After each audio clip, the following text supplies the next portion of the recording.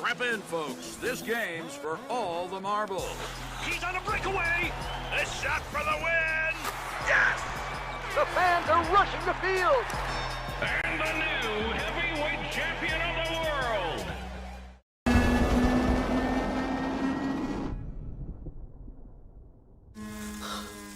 Gods protect us.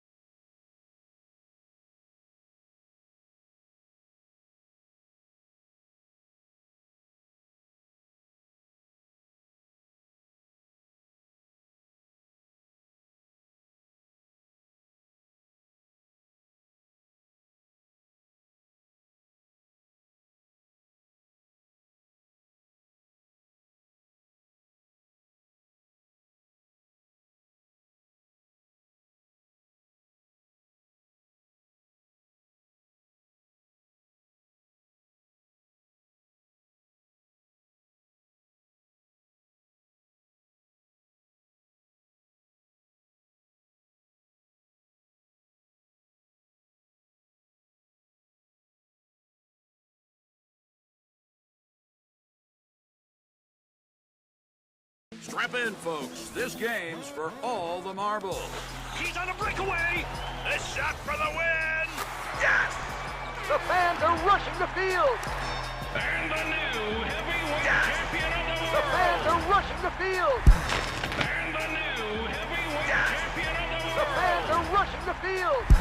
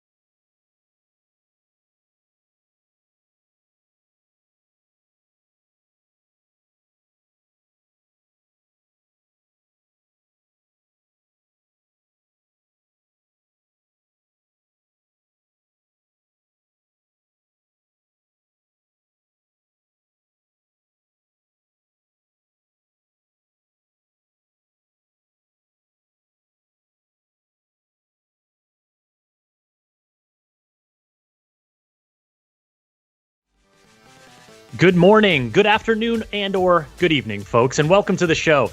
It's a big day for Ubisoft here, and we are super excited you've joined us to see what we have to share. My name is Chris Waters. I'll be your host for this first little bit here as we play some Trackmania, get into the competition and creativity of Ubisoft's latest release. So before I introduce my competitors below, let's talk schedule. Right now, we're taking a look at Trackmania. We're going to talk with the developers. We're going to play the game a little bit. We're going to show off all that this game has to offer. At 11:30 a.m. following this bit, it's going to be the Ubisoft pre-show. Ghost Recon Breakpoint team is going to show off more about the AI teammates. The Crew 2 is going to share an update, and we'll see news from Trials Rising and a whole bunch more. Once that's concluded, it's going to be time for the main event, Ubisoft Forward, at noon Pacific time, or when that timer reaches 0. That's the main showcase. We'll see Watch Dogs Legion. We'll see Assassin's Creed Valhalla and some new announcements as Ubisoft shows off the latest and greatest just for you. After that, it's going to be Assassin's Creed Valhalla. We're taking an in-depth look in the post-show, so be sure to stick around for it all. It's going to be a fun day. Now, if you see a code on screen pop up, go ahead and enter that into Uplay on your PC for a chance to win a free copy of Assassin's Creed Odyssey, Far Cry New Dawn, Trials Rising, or The Division 2. And without further ado, it's time to introduce the racers below. We're getting warmed up. Belinda Garcia, welcome to the show. Hey, Chris. Thanks for having me. Excited to have you here. A great time in this warm-up mode. Great time? I mean, I feel like were you slightly sideways? I mean, that's a good time. Yeah, it's a good time. It's always a good time. Fred Carmichael, I know that you are known to throw a flip or two. How's it been going out here for you? It's not going so good right now, but yeah, we're making it down very slowly. Very slowly. I'm sure Richard Sanford will be happy to hear the slowly part of that answer. Richard, what do you think? Hey, yeah, oh no, I'm super happy. Yeah, you all take as much time as you need. Take it nice and slow. I would love that. Taking the scenic route. Well, you know, this downhill route is definitely trickier than it looks. But fortunately, we're playing time attack here. This is the classic Trackmania mode for anyone who's familiar. You just get, we're on the track for about 3 minutes, and we get to run it as many times as we can, trying to set the best time and trying to top those leaderboards before it is through. Oh. It is dangerous, though. It is. Hills are unforgiving. I feel like bumpy today. I feel like it reaches a point where you just decide to throw the hammer down and yeah. At this point, control goes out the window. I'm just gonna try to careen down as fast as I can. Just kind of lift up your hands. Yeah. That's all I need. I don't care what way. I love how 3 of us have 21 seconds right now. I know, we're really close. Hopefully I can get a little bit of a smoother run. You know what they say. Slow is smooth and smooth is fast. Is that what they say? What do they say about going upside down? No big deal. Just got my fastest time. No big deal, though. What was it? 17 seconds. What? Oh my gosh. Set the time to be here. It may have been luck, but yeah, it may have been luck. Yeah, it may. Oh man, now I'm feeling bad. You didn't talk to your car enough. Nah, you're right. Yeah, you know what? I should have meditated. Yeah. You gotta commune with the vehicle as you were talking a big game about connecting on a spiritual level with your car. You know what? I heard that from some other drivers. It's best if you kind of really get to learn more about your car, but that doesn't seem to be working. Maybe 17 seconds. 17 seconds. Oh, you even improved your time a little bit, Rich. Belinda, you're nipping at my heels here. This is good competition. I like this, folks. I like this. I'm more tumbling down than driving down. Yeah, it's okay, I can keep it in control, but then I'm going a little too slow, and then I start going fast. Oh man, someone's definitely on the lid. It's all over for me. I can't do anything. I'm trying the super fast. 20 seconds to beat 17. No. Oh, I don't think I'm going to beat it. Oh man, yeah, this is down. Do I have one last ace run? I'm upside down. Oh no. Let's get a 12-second run here. Let's go. Me and Belinda are literally upside down at the same spot. I see you. 5 seconds. Restarting the checkpoint. Still not nice. No, I don't know how you got 17 seconds, Fred. Oh, Fred takes the time attack. Nicely done. Hey. Nicely done. job. All right, now we're going to mix it up and we're going to check out some rounds. Let's get into that. Now, rounds is where you race the same track. Everyone starts at the beginning at the same time and finishes. You don't get to like loop it. It's one run, and then you get points based on your placement. And then after a few rounds, I think we've got 3 per track here. Whoever's the point winner wins. Oh, gosh. No, you were That's a wall. zooming, That's dude. a wall. That's a wall. That's a tree. That's a tree. The trees are much more dangerous on this map. Oh, no. Oh, no, I lost. There we go. I like it. I like it. No, don't tree. No, okay, cool. Don't tree. Don't tree. Don't tree, please. But Linda, you were zooming though. I was zooming, but then the trees happened. I tried right. to cut through the dirt, and that didn't end well. The cut through the dirt, yeah. I feel like Trackmania, if you're going to take a shortcut, you better be airborne or something, right? Yeah. Otherwise, you're scrubbing speed off badly. That where you All have right. to have complete control. Ah, the wall, man. I mean, I'm consistently fast as long as the track is just going in a straight line. Yeah. Which works for me, dude. It's Not mutual. really the Trackmania Oh, I vibe. cut through, I cut through, I cut through, I cut through. That mantle is all yours, Fred. See, I think I'm figuring out what happened. The previous round, I talked to my car about going fast and not necessarily managing the bumps. Now, you know, the car's just like, oh, we want to go fast now. And I'm like, yeah. Yeah, you got to go fast. Gotta go Rich fast. is out to a commanding lead Yeah, here. he's got a lot of points up there. I don't 20 understand what's points. going on. I gotta What's going on is that you are losing. I'm never making that turn. I don't No! know how you make that that's it. turn. Oh, cut through. It's like one false move. All right, Fred, I see you. There we go. I'm not too worried though, because That's true. I don't know if I can Got the actually points? catch up. Got the Yeah. points. right now. you got 10 points, Fred. So, All right, let's Enjoy see. them. What do we got? Rich up top with the 26. Oh, Fred in second with the 19. Then it's me and then Belinda. And shout out to Anthony, who's in our spectator seat. He's showing you the action. And we're going to switch it up now and get onto another match here. Another rounds. Rich, coming for you. Now it's time to tangle with a little bit of the more, I don't know, challenging is the right word, but kind of mix it up elements of Trackmania, such as right from the start, we get this crazy move! yeah, I was flying. Don't fly over the edge. Oh, you all instead ran right in front of me. Darn. Usually no. I fly over the Nice edge, so start. I'm already doing well. You mean nice start? I'm loving this start. It's so Oh, good. Fred, you're Why- so fast. Why are you zooming like this? So fast. How? How is everyone so fast? I don't Oh no! understand. Oh, I went up too high on the wall. Oh, okay, recovered. That was a pretty slick, actually, bounce off the wall. I mean, that This was is a pretty where slick it angle. falls apart. Not great for Oh, my here's time. the drift. Yep. Turn right to go left, turn right to go left. I don't like that at all. It's like unmanageable. This huge ice wall, you mean? I think The it's kind of fun. giant ice. Oh, No, No. no. Oh, gotcha. The trick is you just Smoked don't me at the slow end. down It at all. did. Ooh, Fred Yeah, out Fred- to the early lead. Nice. Yeah, Fred, I'm gonna need you to hit one of those pillars. All right, I got you. Got you right. Thank you. No problem. No problem. Happy to apply. Very considerate of you, Fred. All right, you can tell when I'm making not a great maneuver by when my voice. Oh, Rich, Oh, well, man. hold on. Where you going? The Beep, pillar beep. cursed. The cursed pillar. First pillar.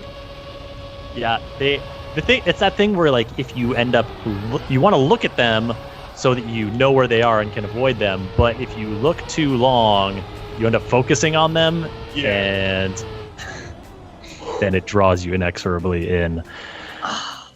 Hi, I Fred. don't appreciate that, Rich. I don't All right. appreciate that. All right, yeah. True. True. Ooh, all right. Well, as Belinda and I battle it out for third, it's Fred and Richard at the top. Oh no, I didn't start quick. She's good at this. Got him. At the top, battling for that top spot here in our second round competition. Who's gonna Obviously, hit the stakes are high. Oh gosh, I messed up. Oh, Oh, the no. pillar. I made it. Might be all over. Oh, Oh, wow. no. Oh my goodness. How I don't know what's happening because you guys are behind me. I Oh, the grass got me that time. Grass is also bad.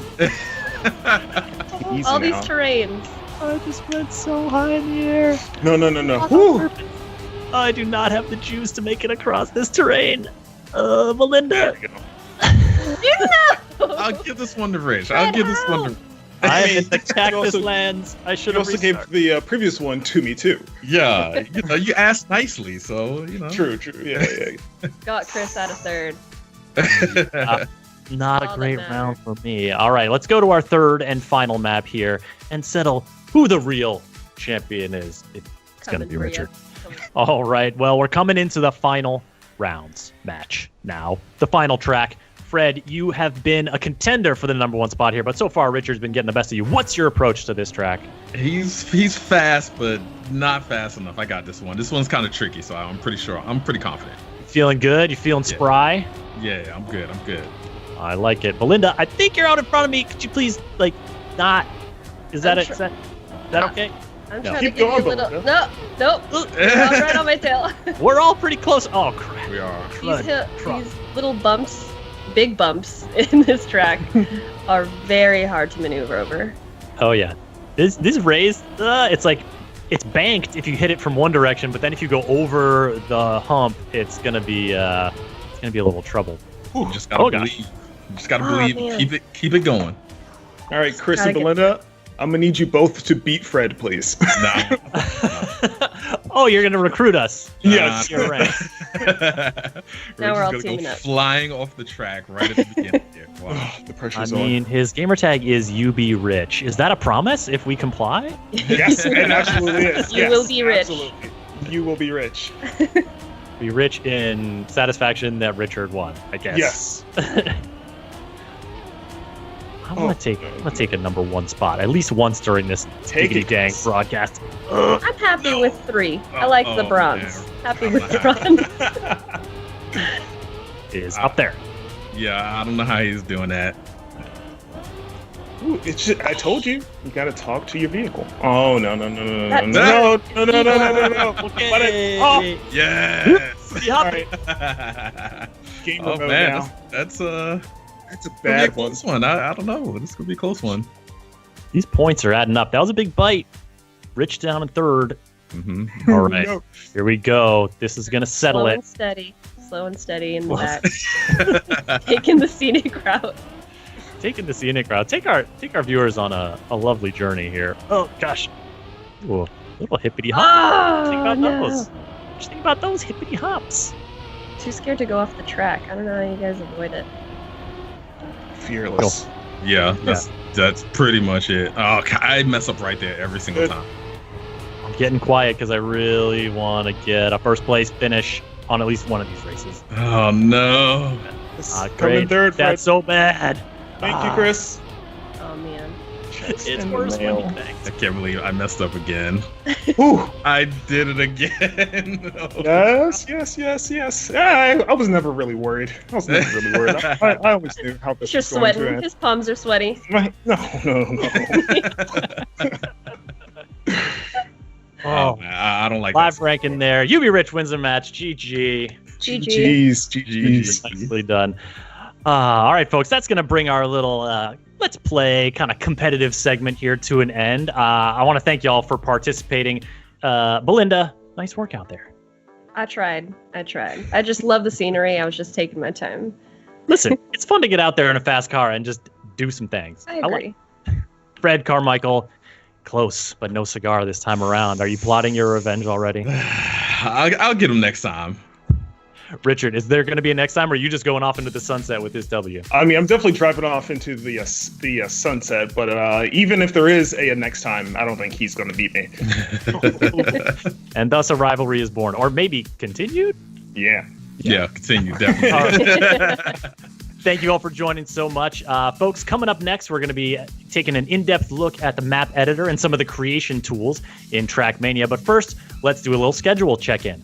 After our Trackmania segment here, it's going to be the Ubisoft Forward pre-show at 11:30 a.m. Pacific time, where we'll be seeing some AI teammates coming to Ghost Recon Breakpoint, getting an update from the Crew 2. Trials Rising will be showing off a fan favorite, and we'll see a whole bunch more games on display. Then at noon Pacific time, when that timer runs out, it's going to be Ubisoft Forward, the main showcase, Watch Dogs Legion, Assassin's Creed Valhalla, some new announcements, and more. Don't want to miss that one. And after it's over, stick around for an in-depth look at Assassin's Creed Valhalla. That's all coming up here shortly. But now I've got Augustin de Vita, producer at Ubisoft Nadeo, the creators of Trackmania, joining me to talk about creation in Trackmania. Augustin, welcome. Hello, Chris. So happy to be here. Oh, man. Exciting times for you. Your game has just launched. People are out there racing in droves. How does it feel? It feels great. I mean, it just feels great. The game is really, really good. It's really an evolution of Trackmania, and we couldn't wait for it. And also, folks are out there creating stuff. We see right here, we're seeing some map creation sped up. We got a little time-lapse thing pre-prepared for us here as we talk through the map creation mode. But I guess give us like an overview starting off, Augustin. What was your team's goal when like putting these creative tools in the hands of players? So we always want the tools to be easy to handle, and the big issue we were facing that there is too many blocks in the game. There is 1,600 blocks in the game actually, and so we had to organize all the tools and to organize the new features. And he's doing a great job right now because he knows what he's doing. But when you start making the first map, you really don't know where you're going to. It's really hard to get to. And, when you say blocks. Really Sorry to interrupt, but when you say blocks, you just mean all these little pieces that we're seeing of track, planted this way, that way, this terrain, that terrain. Yeah, that's how it works. Every piece of the map is what we call a block. So it's some size, and you can go like diagonal. You have roads, you have decoration, you have checkpoint, start, finish, you have boosters. And all of this makes a map, so there is so many blocks that there is an infinite combination possible in the map editor. And there's also trees, as I know from personal experience. Yeah, you can get into them pretty quickly in the game. So we're seeing here the player's not just sort of creating the map. They're also like, okay, I added a little bit, now I'm testing a little bit, now I'm adding a little bit. That testing is kind of like the immediate feedback on, is this working? Is it not? Is this the feel I like? Is it not? Yeah, you always have to test what you're doing just to see if the curve is right, if the speed is right. And we added some tools for that. So, for example, when you test and then you come back to the game, you have your ghost to see what was your speed at this time and to try to reproduce or to do better than him. So you can try every part of the game and get really good in really good map for the players. Interesting. Okay, so when you're starting out, obviously we're seeing someone with some map creation skills. But when players are starting out, are there some tools to help them out? Is it pretty? What do you recommend in terms of like, okay, when you're starting out, just try to make like a simple shape, or try to just put in a sick jump, and that's good. Yeah, well, in the free version of Trackmania, there is what we call a simple editor. So there is a simple editor and advanced editor. What we're seeing now is the advanced editor, so with all the tools, all the blocks. And the simple editor is like a best of blocks. So the blocks you need to do like a simple track, but a good one. You can at least make a good one. And I recommend to start with this. And then after you can get to the advanced editor and make crazy stuff like he's doing right now. Nice. Now, is that advanced editor pretty akin to what the Trackmania team uses to create the actual tracks in the game? Yeah, it's exactly the tool that we are using every day to make the track. Every tool we put in the game, we give it to the player as well, so they can make the same track as us. Nice. So you can challenge people to beat you at your own game a little bit? Yeah, and sometimes they're better than us.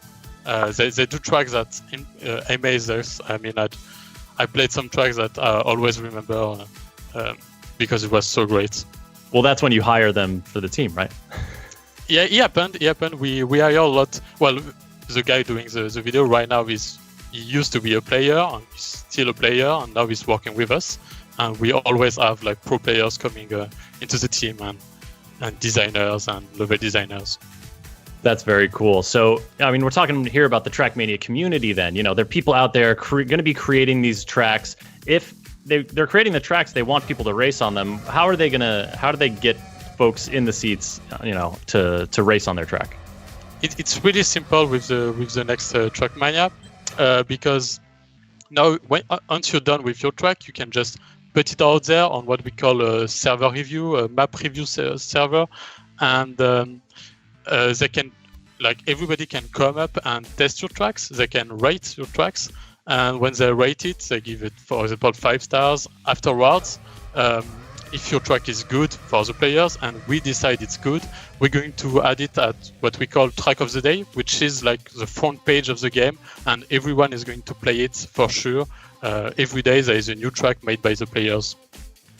Nice. And so there is also that server where can any player just kind of go in and be like, let me see what new creations people have today, and then rate them. So if that's your thing, if you're looking maybe for inspiration or just looking to try some wacky new tracks, that's a spot people can go. That's why I do. I always go to this server every day and try new maps, even if nobody is pushing a map right now. There is always maps pushed earlier in the day, so there is always tracks to test and new tracks to test. It's really great. Nice. And so if you get that, so you get your track in there, you get enough stars, get considered by the team, and you select them as a track of the day, then people are racing it, and there's some incentives for people to get on that track as well, right? Yeah, every day there will be what we call a competition, a daily competition on this new track at 7 p.m. CST, and this competition rewards with what we call trophies, and those trophies gives you a rank in a global rank in Trackmania. So every day you have to come, if you want to come to compete on this track, and then you earn trophies and you get better in the game, and you can rank up in the global ranking of the game. Ah, nice. And speaking of competition, we are going to be seeing some of the top community racers take on this very track here in just a few moments, folks, in our next segment.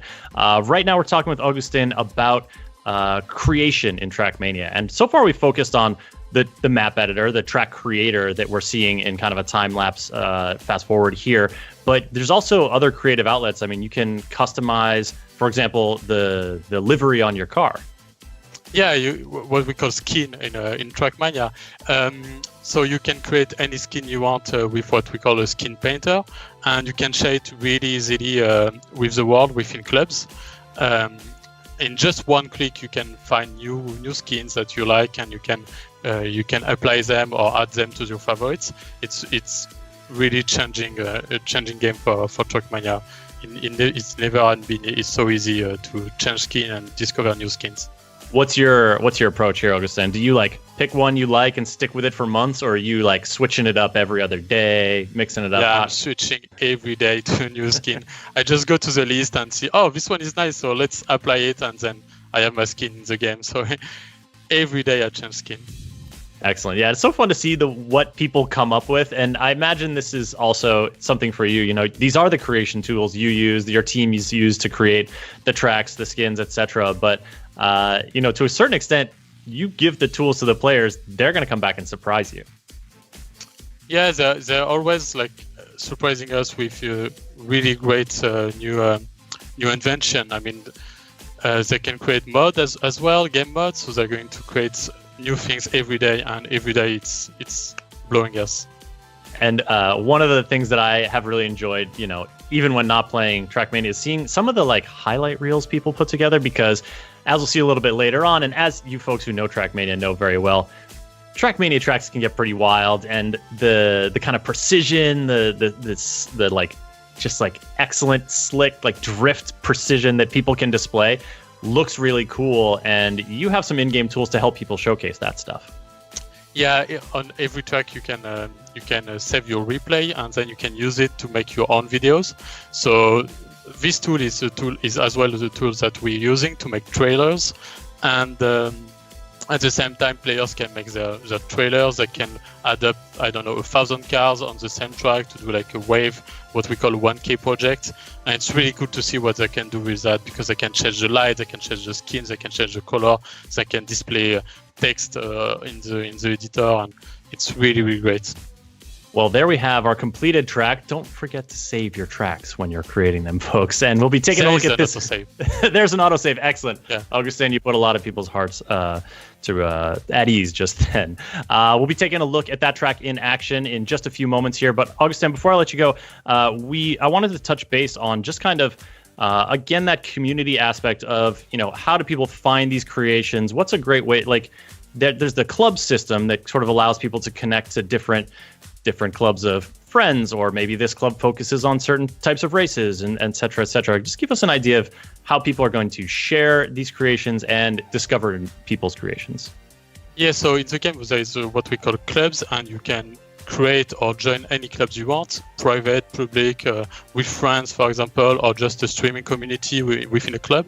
And within those clubs, you can share skins, you can share maps, you can create what we call a campaign, which is the same tool we're using to create our own campaigns with 25 maps. And you can create also events, so people can gather around and use the same skin, for example, have a club tag and compete within each other on leaderboards and share everything they can. They can also share videos, for example. It's really Excellent. Great. Well, it sounds like there's lots of tools for folks to get creative, to share those creations, to discover new stuff, in addition to just racing and trying to beat the tires off of each other. Yeah. Excellent. Augustin, thank you so much for joining us to talk a little bit more about Trackmania. Folks, remember, Trackmania is available now.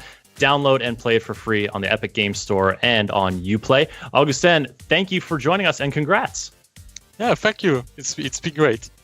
All right, folks, we've got some competitive play coming up here just shortly, but first, another schedule reminder of the order of events today. Our Trackmania showcase continues until about 11:30 Pacific time. Then it's the Ubisoft Forward pre-show. We'll be taking a look at AI teammates in Ghost Recon Breakpoint, getting updates for the Crew 2, hearing from Trials Rising about a special new track for fans who like long rides, and a bunch more. Then at noon Pacific time, it's the main event, Ubisoft Forward, with Watch Dogs Legion, Assassin's Creed Valhalla, and more from Ubisoft's upcoming lineup of games. Stick around immediately following the show for a deeper look at Assassin's Creed Valhalla. And for now, it's back to the track. Joining me now is Omar Benabdallah, live producer at Ubisoft Nadeo, to talk about all the ways that Trackmania can get a little more competitive. Omar, how's it going, man? Pretty good, and you? How are you doing? I'm doing good. I'm excited to see some skills. I mean, not that we had no skills earlier. This is a whole different level, right? Because these are some of the top racers in the community.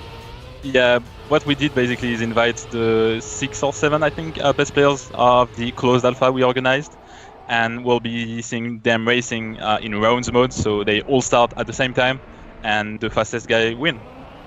All right, who's your money on here at the outset? I'll just take the easy pick and go with Shorty since he won that round. There he is. He's there, top of the pops right there. Yeah. And keen-eyed viewers will note this is the track we just saw being created, and actually the 5th place player, I think, in that round is the one who made it. So, Tona, yeah, you can step it up. I believe in you. You probably can win at least one round. I believe it. So as we watch them compete, I wanted to talk to you a little bit more about, how people kind of like take on new competitive challenges in Trackmania. Because, right from the get-go, you start playing, there's the inherent competition of racing. You're trying to get a better medal, a faster time, and you're racing against your friends. But what are some of the other ways people can kind of get into that broader competitive scene? Basically, what we try to do is to design features that will be good for any kind of level you have on Trackmania, whether you're a professional player or just someone that wants to discover the game and get better each day. So you'll have a lot of new ways to train and get better at the game, gaining more medals, maybe reaching the gold medals on all the maps of the official campaign, which is a great achievement already. You'll be able to play against VIPs, ghosts, which means that you'll be able to compete against yourself or against your favorite streamer, against your friends. So yeah, quite a lot of possibility to get better at Trackmania. Nice. So I like the streamer touch, because then if you're watching them in the chat, say like you can kind of see when they've laid down the time and then go take yourself to the track and see how you stack up. That's good. Like that's a feature we love at the studio because you can compare yourself against someone you would love to play against and maybe beat him and be happy with that. Excellent. Shout out to Tona, who did take that second win on the track of his own creation. Nicely done. So we're on to a new track here, and see, that's the kind of move that when I'm flying really out over the over Oblivion. We all did. Like it took us some time to get used to those new way of driving. Yeah, and so these folks have played a little bit already, but in terms of what they're seeing, what competitive players are seeing in Trackmania, what's kind of some stuff that's going to be a little bit, oh my goodness, no way. That's scary. It's okay, that's only the warm-up. It's only the warm-up. Yeah. No wonder they're sending it. No wonder. Yeah. In terms of like, okay, so you've done your sort of like, you've done your solo competition. You want to like maybe compete with players on a broader scale, seek out folks who race around the same time as you. Like, what are some good ways to do that? Well, what we have currently on the game will be daily cups, which is something completely new for Trackmania, where you'll be able to compete against every player in the world which wants to participate every day at 7 p.m. European time, and basically you'll be able to see how good you are on the track of the day and compete against everyone in the world and see how good you are against each other.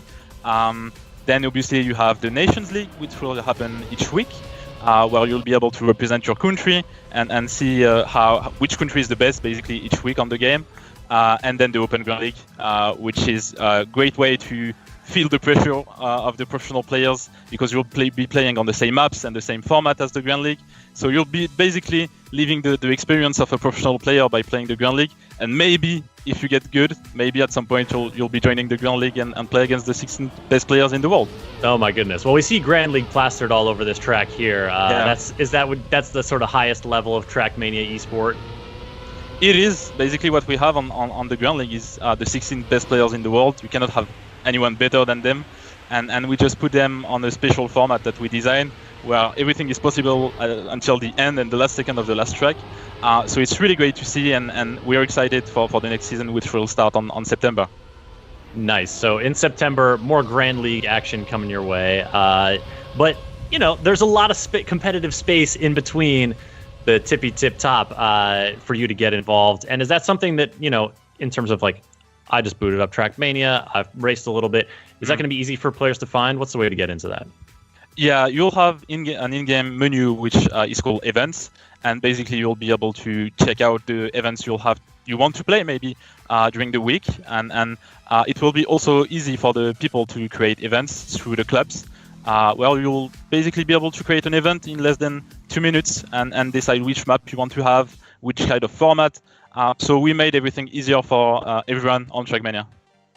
Nice. So that can even be just you creating the events to just play with your friends or your classmates or whatever else. Yeah. Nice. And so these clubs, this is kind of a way, like clubs are also a way that people can get into, finding people who, like to race at the same time again, or, are friends or are connected through different ways. And the clubs can be kind of any size, right? Yeah.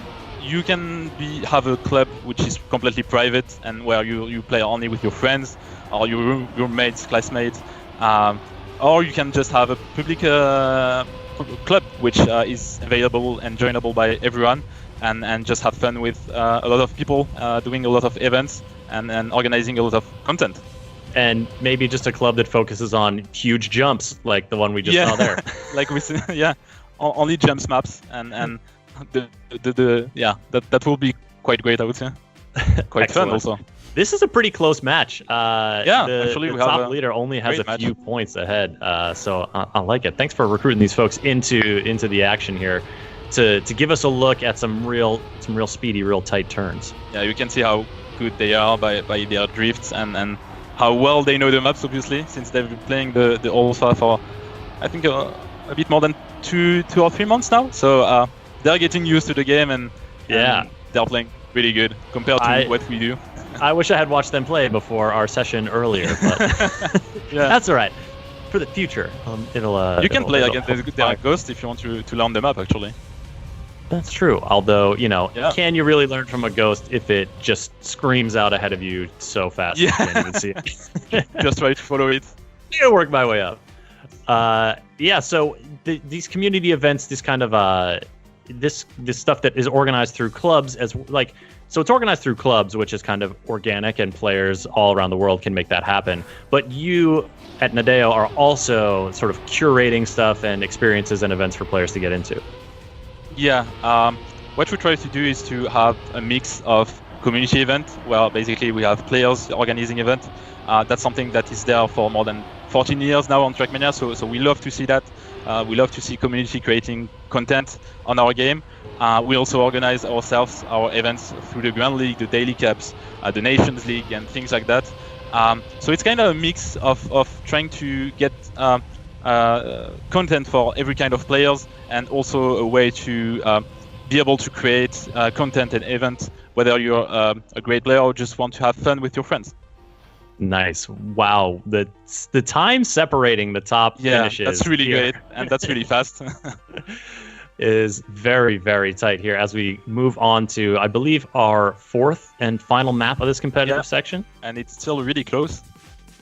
All right, folks, it's down to the wire. Omar, still believing in your racer Shorty out there? Yeah, I think he's first. So I mean, came in first that race. Yeah, and that's a great map. Everything can happen there. So might be someone overtaking Shorty.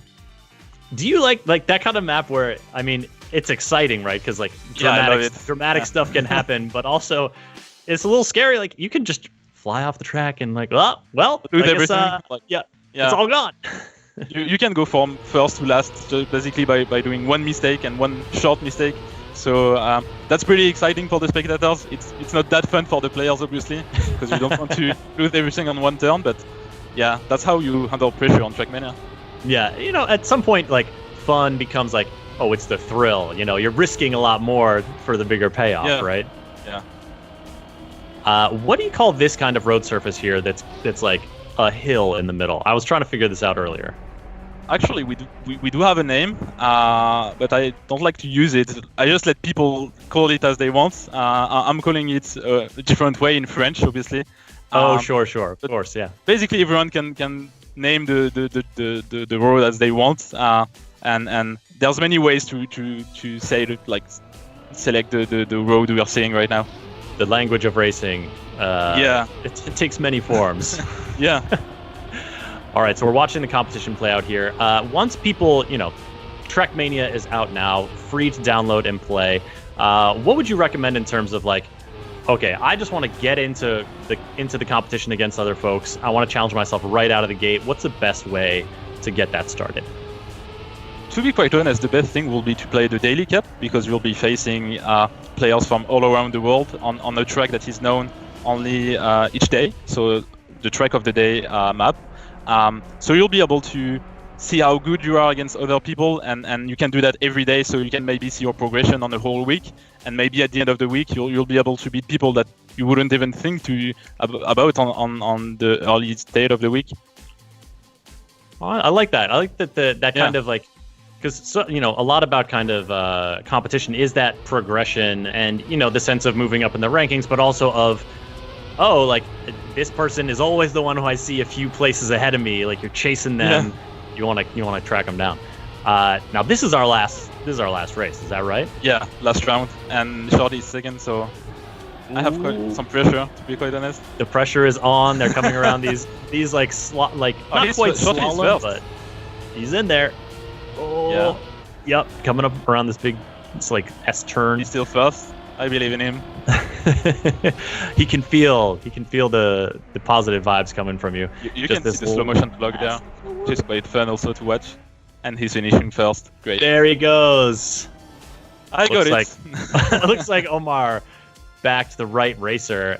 Shorty coming in with a victory. And Omar, thank you so much for talking about competitive Trackmania. Anything else you want to mention before we wrap it up? Well, obviously, thank you for having me, and thanks to the players for playing this competition. Thanks to all the closed alpha players we had, because they help us truly to make this game better, and we're pretty happy with the Trackmania we have right now. So yeah, just play Trackmania, it's free, and have fun on it. I'm pretty sure you'll have, and yeah, that's it. All right, Omar, thank you so much. Trackmania, folks, it's out now on Epic Games Store and Uplay. Go ahead and download it. Get in there and get racing. Now, our time with Trackmania is coming to a close, and it's on to the next show. Ubisoft Forward pre-show is starting momentarily. We're going to take a look at Ghost Recon Breakpoint, The Crew 2, Trials Rising, new stuff coming from all these games. You're not going to want to miss it. And then when the countdown timer hits 0, it's Ubisoft Forward, the big showcase of the latest and greatest upcoming games from Ubisoft, followed by an in-depth look at Assassin's Creed Valhalla. We got a lot more in store for you, so let's go ahead and throw it over to Kat. Thank you, Chris, and hello, everyone, and welcome to the Ubisoft Forward pre-show. The main event will be starting in just 30 minutes and will feature news from our unreleased games, including Watch Dogs Legion, Assassin's Creed Valhalla, Hyperscape, and more. Now to warm up, we have 30 minutes of updates from the games you're already playing, like Ghost Recon Breakpoint, Trials Rising, and The Crew 2, as well as some exclusive behind the scenes so you can get to know us a little better. So let's kickstart this pre-show with an update from Just Dance 2020.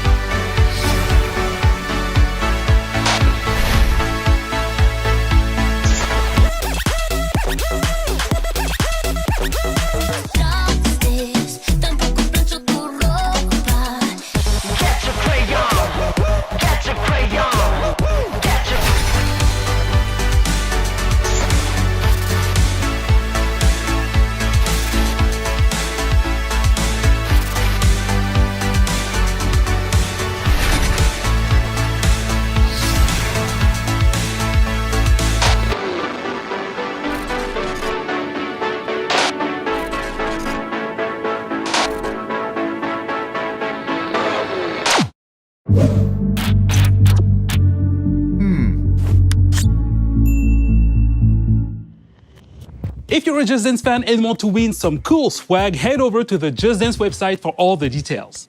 For our next segment, we have something a little different than what we usually do. A few years ago, Ubisoft created the Ubisoft Entrepreneurs Lab and the Open Innovation Accelerator. This allowed us to create partnerships and synergies with indie studios from across the industry. And since so many industry events were canceled this year, we wanted to showcase several indie projects and teams that Ubisoft has been collaborating with over the past few years. Our first indie showcase is developer Machine & Mensch, who is working on the Curious Expedition 2. Let's hear more from the team behind the game. Hi, my name is Masha and I'm a game designer at Machine Mensch. Machine Mensch is a small and diverse indie game studio with 8 wonderful employees based here in Berlin.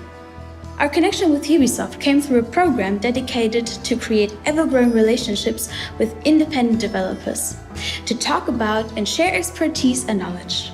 We work together in mutual respect, which we much appreciated. We're working on the Curious Expedition 2, which is the sequel to our expedition simulation game. This time, the game is set in Paris in 1899, during the World Expo when the Eiffel Tower was built. But more importantly, you will be traveling to these mysterious islands, you will be interacting with unknown tribes, fight dangerous beasts, find many secrets.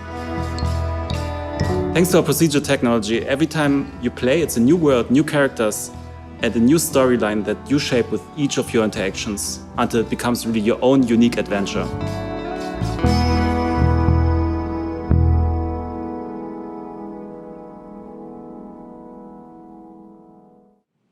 And we will have more indie guests coming up later in the pre-show, so stick around. Now, a while ago, Ubisoft released its very first live-action TV show on Apple TV+, and it's a comedy about making video games called Mythic Quest Raven's Banquet. And to keep the show authentic, Ubisoft's Red Storm studio went above and beyond by creating a playable sandbox for the game that is actually featured in the show. So now let's head behind the scenes for an exclusive look. This is the home of Clancy. Okay. It's very Clancy-esque. Yes. I get it. All right, now I'm starting to understand. Right. I too keep all my awards at the front of my office. It's entirely empty. So Mythic Quest is Ubisoft's first live-action comedy. The whole show is about a team that is developing a super successful MMORPG, and it's about all the people within the game development team and their relationships and what they go through in creating one of the world's most successful games. All right. Incredible. Thank you. But are we sure that we're finished? When we heard about what was going on, we weren't really sure if we were a great fit because we've always made shooters realistic. And we listened to the pitch and we were super excited about the idea.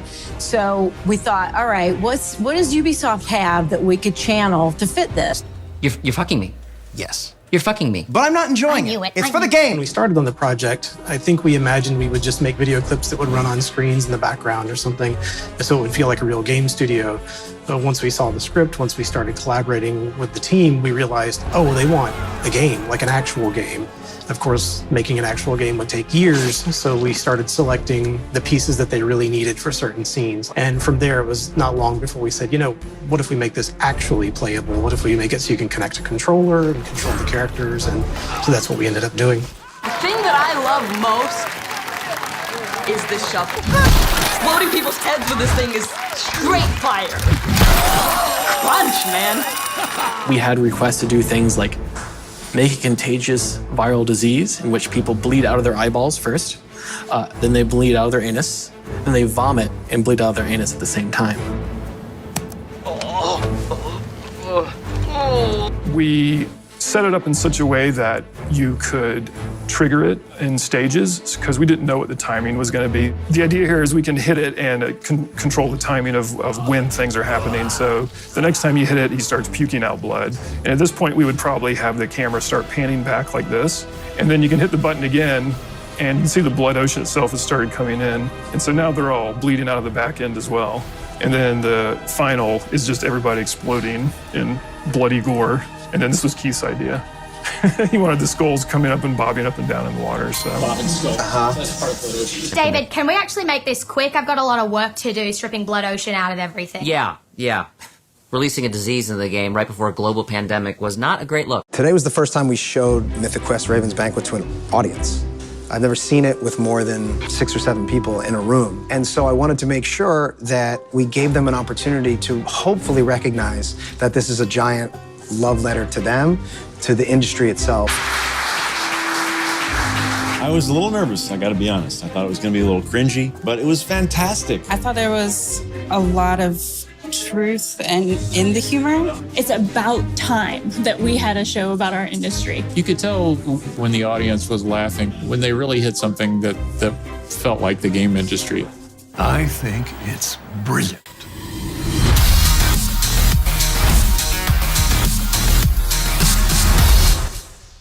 All right, so if you have not yet seen it, the first season of Mythic Quest Raven's Banquet is available right now on Apple TV+, and a full version of this making of will be coming out over the next few days.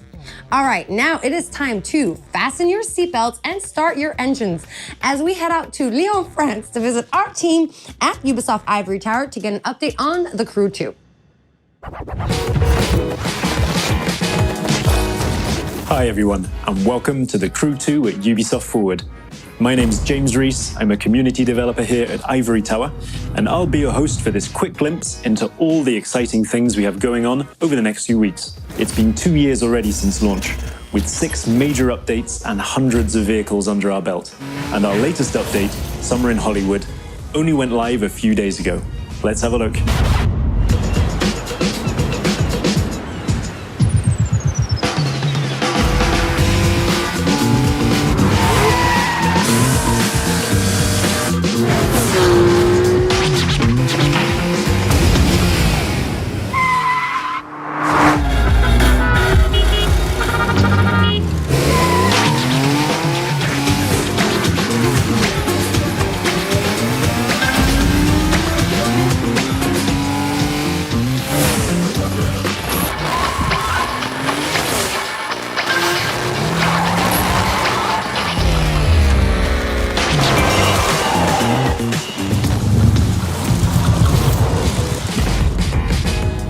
Wait for you to get your hands on what's coming.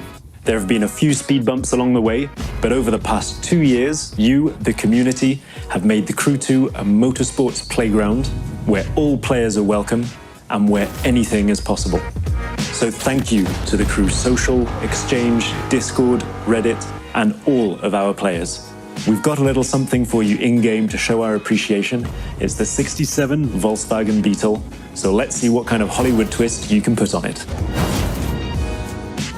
That's it from me. There'll be more news dropping over summer, so keep your eyes peeled, starting with this.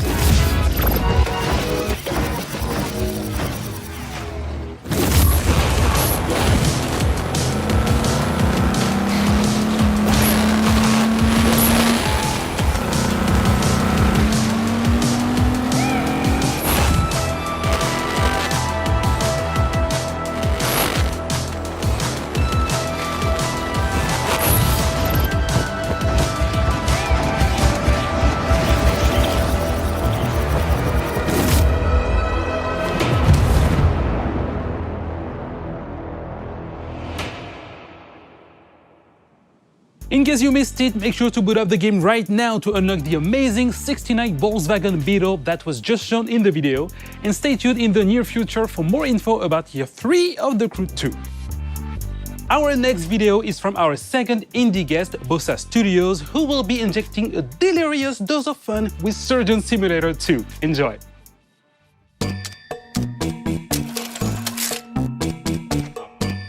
Hi, I'm Nate from Bossa Studios, and I'm a senior game designer on the upcoming Surgeon Simulator 2. So at Bossa, we're always keen to share game development knowledge, and Ubisoft has been a fantastic partner in this. They deliver lectures on procedural content development and player science. And in turn, we shared with them the ideation processes that we use to develop initial ideas into living, breathing games. Which brings me on to Surgeon Simulator 2. We've really doubled down on the physics-based pandemonium that the series is notorious for. And we've pretty much expanded on every other aspect of the game as well. So this time around, you're no longer just a floating hand confined to the operating table.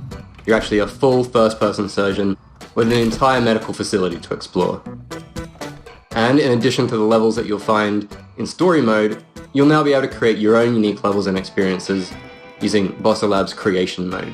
So it's a really easy to use, intuitive set of tools that allows players to create either on their own or in online multiplayer with up to 3 friends. Everything players create can then be uploaded and shared with the community, and here surgery really is just the tip of the iceberg. During our closed alpha period, we've seen players create all sorts of amazing stuff, from bowling alleys to space stations, pirate ships to horror-themed escape rooms, and this is before the game is even released. So we absolutely cannot wait to see what players create when we launch the game this coming August. And in fact, if you pre-order Surgeon Simulator 2, you can receive exclusive closed beta access.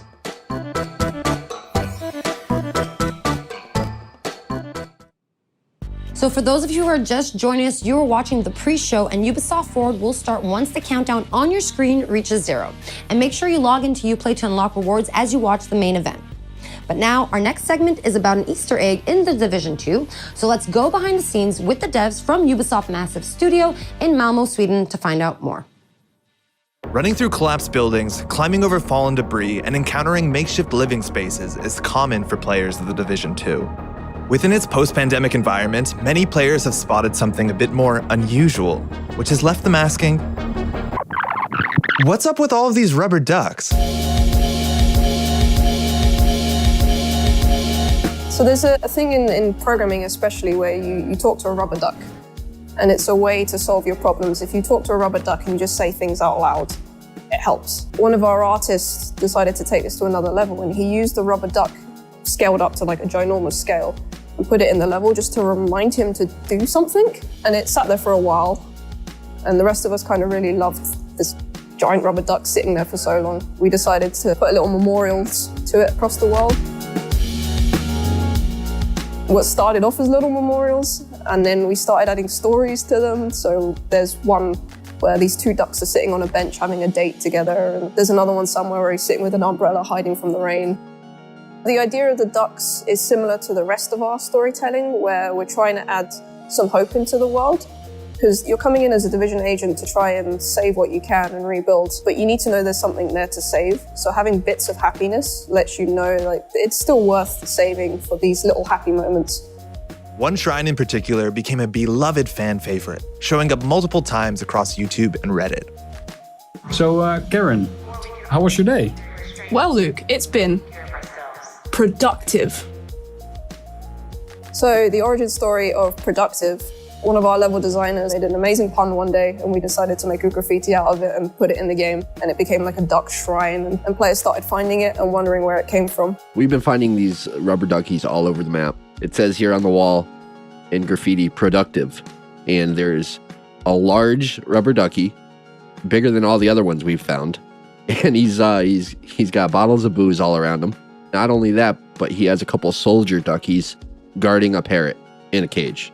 But there's more just like this in the Division 2. What's really great about our community is they come together. They find a common thing that they want to develop or find or get unlocked, and they just put time and effort into it. We don't put them in easy to find places. So that means players are genuinely, hopefully enjoying just exploring the environment and finding all these little Easter eggs we've hidden around. And also not the Easter eggs, just the main part of the game and all the storytelling we put into it. I haven't found all of them. I don't know exactly how many there are, but they haven't found all of the ducks yet. Encouraged by the community's response to the ducks, developers recently hid another secret in the game and made it the focal point of an all-new community challenge. We actually put Tommy the teddy bear into the game. So Tommy the teddy bear is a trauma teddy mentioned in a lot of lore, but the bear itself actually was not in the game. With episode 3, we put a bunch of them into the world, actually opened up an Easter egg hunt for him specifically. It's a nice little exciting moment when you kind of open Reddit and you see someone's found the thing that you kind of just snuck in under the radar and no one really knows about it. And some of the players are really clever. There's some hard Easter eggs that some of the level designers and gameplay designers have put in, and people have managed to solve it with no help whatsoever. Gamers are smart. So now that you know, be on the lookout for both the ducks and teddy bears next time you boot up the Division 2. We now have our final indie guest, Thunder Lotus Games, who were the 2017 winner of the indie series that took place in Montreal. So let's find out more about the beautiful coziness of Spiritfarer in this next video. Hey everybody, I'm Rodrigue, marketeer at Thunder Lotus. We're an indie studio based out of Montreal, Canada, and makers of the games Jotun, Sundered, and our new game Spiritfarer, which is due out later this year. For the past 6 years, we've tried to make AAA quality games with a hand-drawn indie heart. Hitting a quality standard consistently in game dev is a huge challenge. There's so much trial and error on the path, and during the Sundered production, we were lucky enough to have the Ubisoft Entrepreneurs program in our corner to help us reach our goals. As co-winners of the Ubisoft Indie Series in 2017, we received not only generous funding, but also crucial mentorship and access to the Ubisoft testing facilities. So we're grateful to Ubisoft for their support and helping us make what would become our biggest success to date. We've taken that experience with us onto what is our most ambitious production yet, and that's Spiritfarer, which we're calling a cozy management game about dying. In Spiritfarer, you play Stella, the newly appointed ferry master to the deceased. And as Stella, you're going to build a boat, you're going to explore the world in search of spirit passengers seeking passage to the afterlife. You're going to spend relaxing quality time with them, you're going to create lasting memories, but ultimately, you're going to have to learn how to say goodbye to your cherished friends.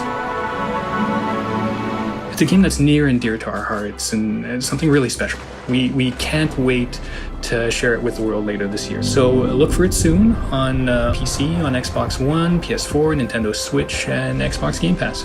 Thanks a lot, and cheers. It is time for an update on our favorite motorcycle platformer with the insanity, pain, and triumph we all know and we all love. Trials Rising came out last year, but I think the team from our Red Link studio in Helsinki has a little surprise coming to the game for the fans of the franchise. So let's take a look. Swear you'll be the death of me!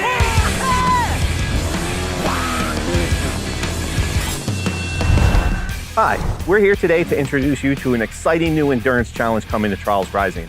But to make sure that we respect social distancing guidelines, Auntie and I decided to...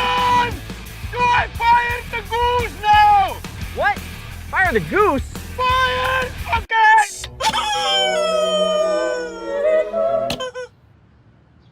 Okay! Okay. Ladies and gentlemen, welcome back to the Gigatrack.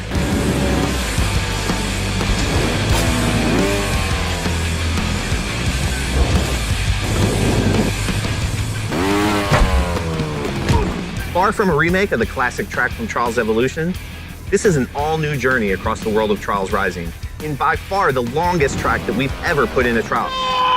Did you tell him it's the longest track ever? Yeah, I'm telling them that. By far the longest track we've ever put in a Trials game. The Gigatrack will take you across many different environments, from the iconic... Environment! Tell them about environment! Please! Yeah, maybe you want to tell them.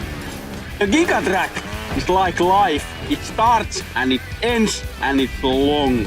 Depends how you enjoy it. And also one secret thing. 4 tells transfer to 1.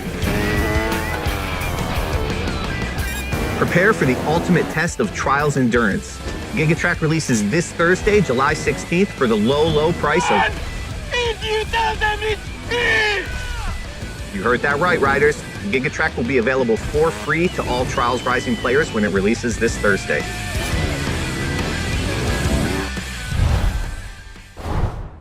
You heard that right, the Gigatrack is coming to the game and it will be the longest, most insane track in Trials history, and it will be free for all Trials Rising players. Now for our last game update, the Ghost Recon Breakpoint team is ready to share some details on their upcoming update. AI teammates are coming to the game. Let's have a look at the trailer. The time has come. AI teammates are back in Ghost Recon Breakpoint. And for all solo players, they're gonna be a game changer. Available at any point after you have reached Erewhon for the first time, Fury, Fix-It, and Vasily can be activated or dismissed at will. And from the beginning, you will be able to fully customize them. This customization includes all of the physical attributes, as well as gear, equipment, or even full costumes. Your teammates can be tweaked just as much as your main character. Just like Nomad, your teammates will adapt and react to the world of Aroa and its environments, and they will always follow your own behavior. If you decide to go stealth, they will equip silencers and crouch, or go prone when possible. But if you decide to go loud and open fire, they will stick by your side. When deployed, you can issue different orders to your teammates through the order wheel. There are 4 different orders you can give to your teammates. You can tell them to regroup on your location, to hold their current position, to go to a specific location, and to open fire on nearby enemies. These orders can be given at any time, even through your binoculars and drone. Once they approach potential threats, the teammates will notify you and mark them automatically. Got a hostile. With a good look at your enemies, you will be able to set up a sync shot where each of your teammates picks a target. You can even link it to your 3 sync shot drones for a simultaneous 7-target takedown. The teammates have weapons equipped at all times, a versatile assault rifle to accommodate all situations, and a primary weapon that you will be able to fine-tune. Indeed, apart from mark upgrades and passive bonuses, the full gunsmith is accessible to your teammates, and their weapon of choice will have a direct effect on the battleground. Depending on the type of weapon they have equipped, the teammates will adapt their engagement distance and rate of fire, from close-distance shotgun wielding all the way to long-distance sniper shots. Of course, if you get taken down, your teammates' priority will be to try and rescue you. To achieve that, they will first focus their fire on the surrounding enemies before getting to you. And they will expect the same from you, especially as you will be able to carry them to safety if the situation requires it. Finally, the teammates will also be your best allies in any vehicle, especially on the road and during high-stake pursuits. The teammates will be available for all solo Ghost Recon Breakpoint players on July 15th, and we cannot wait to see your reactions. We'll see you on the battlefield, Ghosts.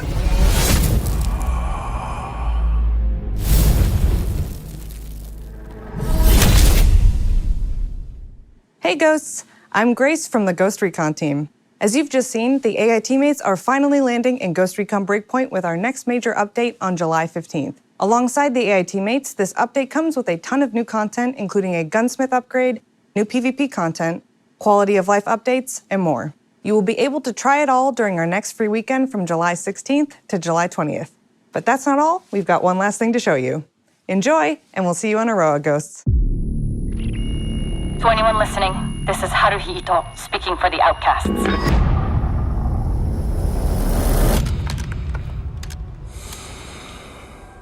We stand against Sentinel's illegal occupation of Aroa.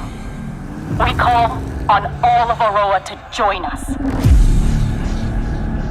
Separated, Sentinel wins. But united, we cannot be defeated.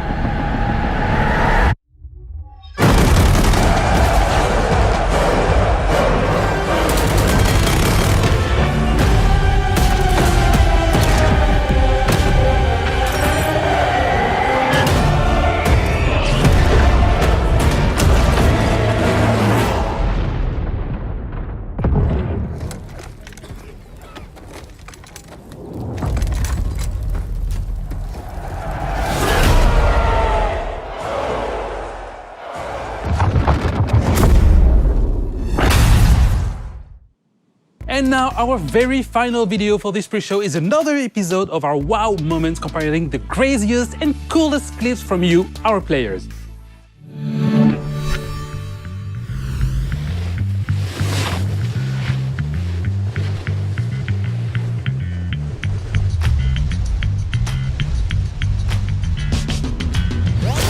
Anyone else want to try to do better than that?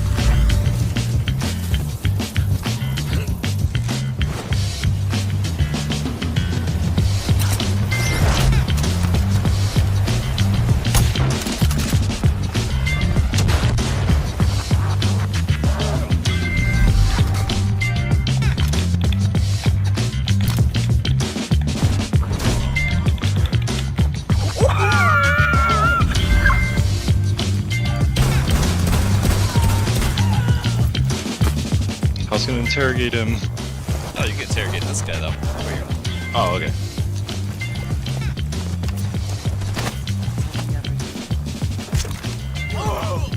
Last stop standing.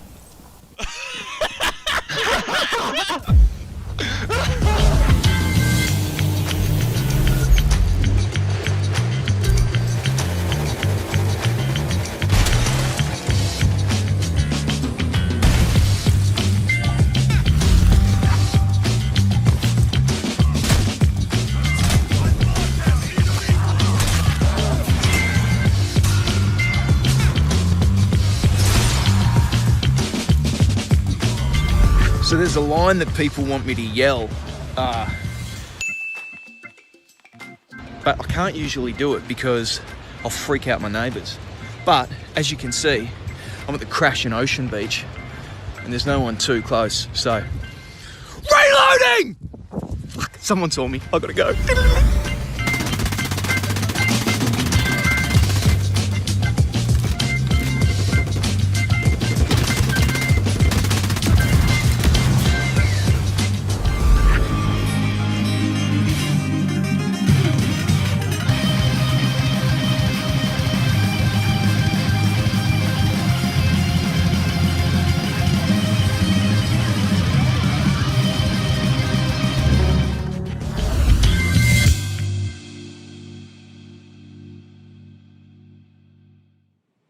If you also have amazing gameplay segments you captured from our games, spread the joy and submit them on the link displayed on your screen right now.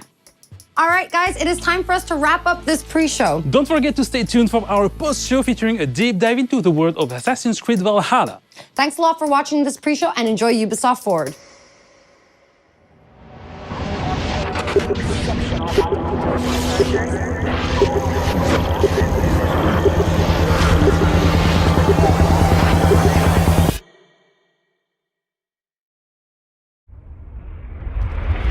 This is Ubisoft. This is Ubisoft Forward.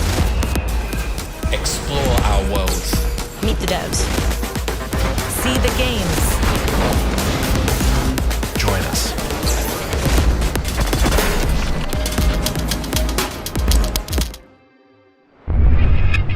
Hi everyone, I'm Neelam Kumar and I'm very excited to be co-hosting the first Ubisoft Forward with the talented Yusuf Mageed. Today's show is all about getting up close and in-depth with all the exciting games we have in production here at Ubisoft. I'm Yusuf, but there's no time to waste. So let's head straight for the streets of futuristic London and see what the hackers of DedSec are getting into.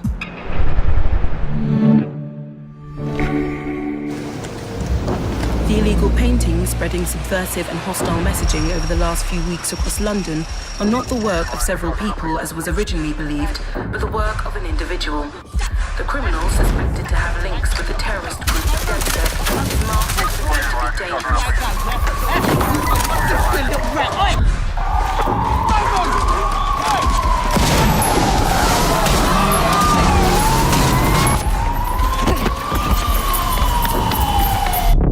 Authorities recommend not to approach the individual.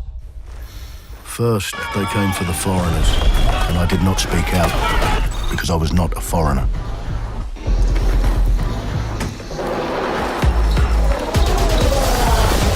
Then they came for the protesters, and I did not speak out because I was not a protester.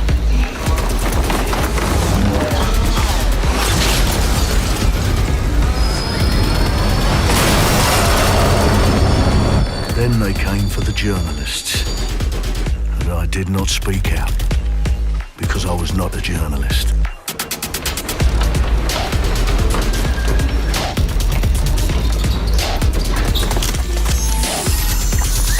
And then they came for street artists, and I did not speak out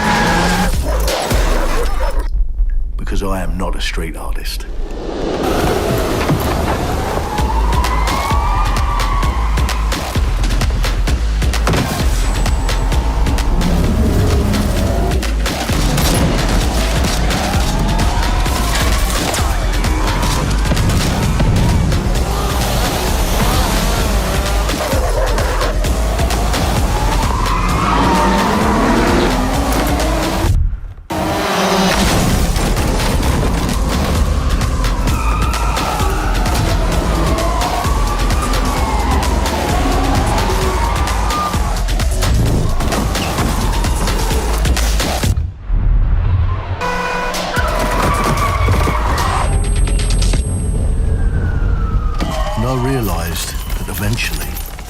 For me, and there would be no one left to speak for me.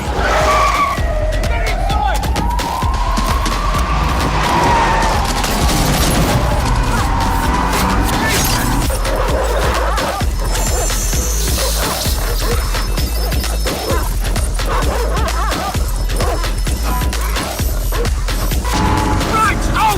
Nice! Where are we off to, sir? It's fine! I'll show you the way! Okay, sorry, miss. Jesus! All right, so we're in a total mess now, so let's get the hell out of here.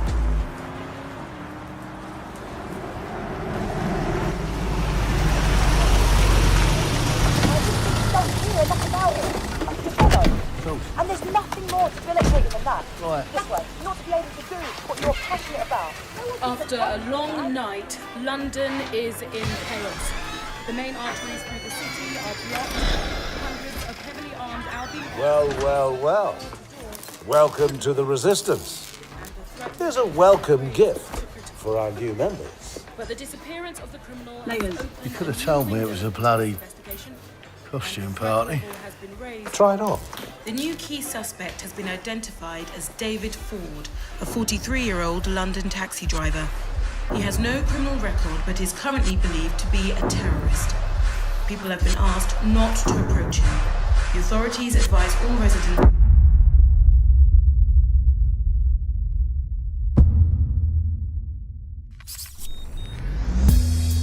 I'm Clint Hawking. Clint has been a longtime creative force here at Ubisoft, and now he's bringing this vision to Watch Dogs Legion. What we just saw was an amazing short film by the director Alberto Mielgo that was inspired by Watch Dogs Legion and looks at the game and the universe and the characters through his incredible artistic vision and visual style. The city needs a resistance. Like the film, Watch Dogs Legion tells the story of ordinary heroes setting aside their differences in order to come together as a collective and to fight for a positive change. You can literally recruit and play anyone who you see in the open world. You profile people that are interesting to you, you help them with their problem, you play their origin mission. Just help me get some closure and I'll do whatever you want. Sounds like a DedSec problem. Leave it to us. And that's how you recruit them into your team. And then they become the heroes of the game and the stars of your story. And what are you doing in my flat? You with Albion? Please, Think more underground. You with Albion? I'm tickled, but think more underground. What, DedSec? Yeah, right, and I'm Che Guevara. You done? And they make the story not only, unique to them, but unique to you as the player and personal to you because they're, heroes that you've chosen and invested in. What would I say to fans? I guess I'd say, take care of yourselves, stay safe. Welcome to the Resistance. Our London town. A modern metropolis. Built on history and prosperity. Only took 12,000 years to build it up, and one night to tear it all down.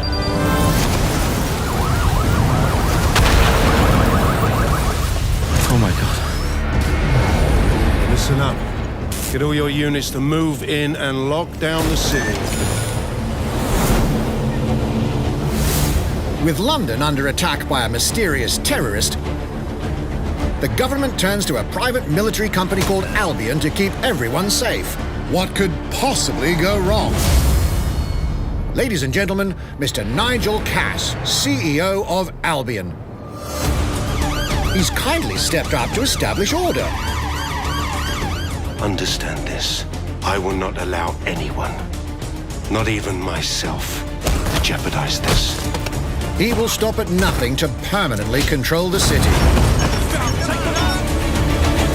London will be the first city in the world to be made truly safe. Nigel's not the only opportunist who's taken a liking to this fair city. Meet Mary Kelly, head of the most powerful crime syndicate in London. Be sure and spread the word. She and her goons are using the dark web to sell everything from party pills to people. This microchip is scary, I know, but I got to keep tracks on my merchandise, don't I? You made me a slave.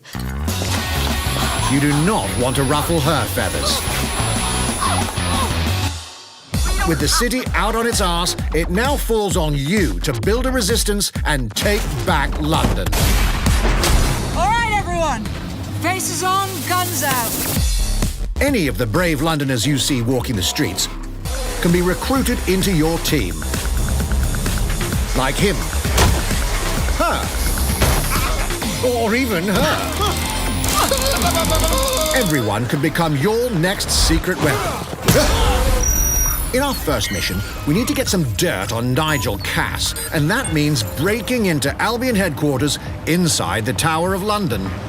All the hardy souls you see here are people we have recruited from the streets of London. They all have unique abilities, and you're free to tackle this mission with whoever you like. Dear God, my eyes. Mikey! Zip up, get to work, and let's never talk about this again. Like everyone in DedSec, Arthur can hack pretty much whatever. But as a construction worker, he has a particular set of tools that make him handy. He can even call his own cargo drone.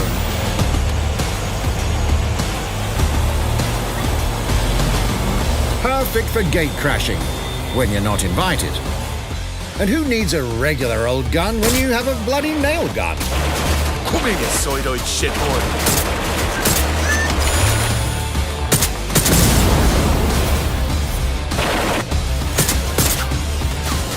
Jesus Christ, what is that thing? Perhaps we could approach this mission differently. If you'd rather keep your distance, we've got you covered. Amy is a drone expert. What have we here? A real tech connoisseur. Hate spiders, but love this one. What an adorable creepy crawler. Here we are. Let's class the place up. A drone expert does have the unique ability to summon their own drone. This little darling is fast and stealthy. She aims, she fires, she hits. I'm reading incoming drones.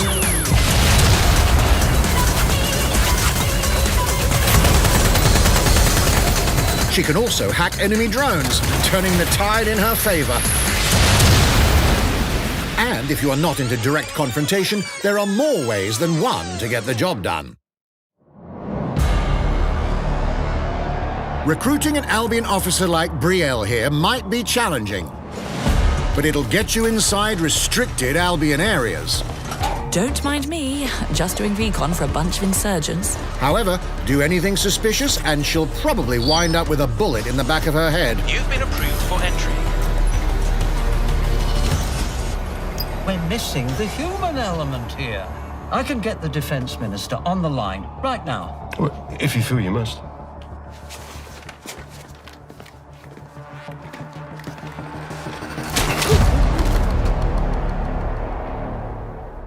Criminals running our streets, illegals threatening our families, the police commissioner himself, assassinated by terrorists. Well, that seems to be enough evidence. Next up, we're crashing Mary Kelly's organ farming operation and putting a stop to it. That's good. The buyers expect high quality stuff. And we need a hard nut for this. Impairing our frontal lobe again, are we? Bags, don't disturb me in my natural habitat. Say hello to Mickey. The man lives for his team. That put another hair on my chest. And doesn't mind getting his hands dirty.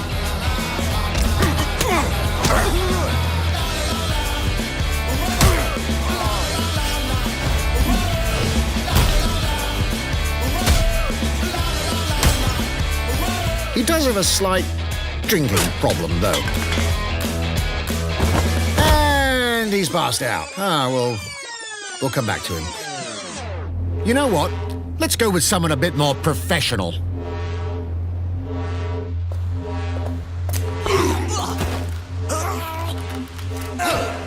It's almost crass to call him a hitman.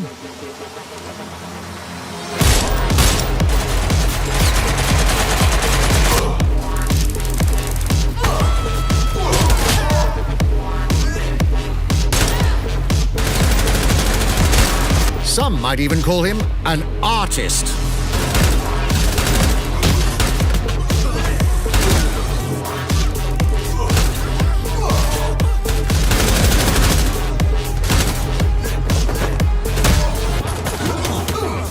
Here's the bastard responsible.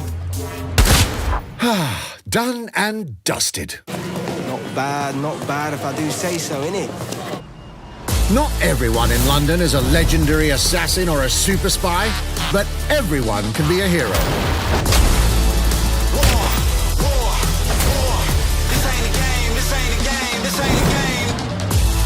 So get out there, find the best recruits, and build your resistance.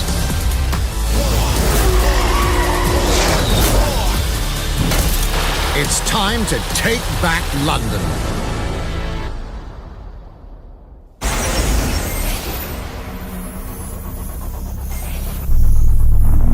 Plunging the player into a living, breathing city teeming with unique locales and characters has always been a central pillar of the Watch Dogs series. So what goes into building those worlds? Here's Amanda Mutt to tell us more.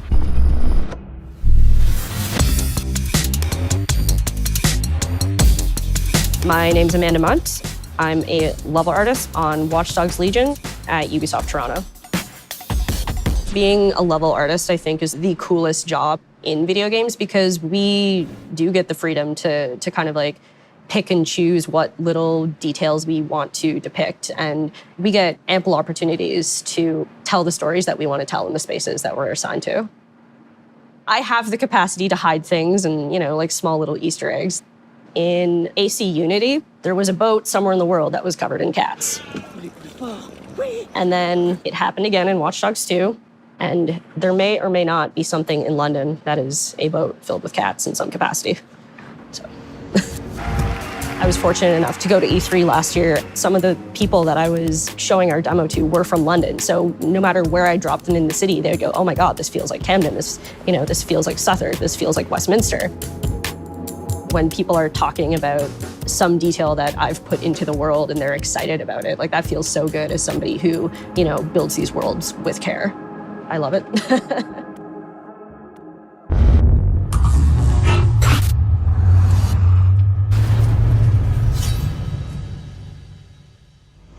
And now some news for Brawlhalla fans. In just a few weeks, you'll be able to battle it out with your favorite legends on iOS and Android devices.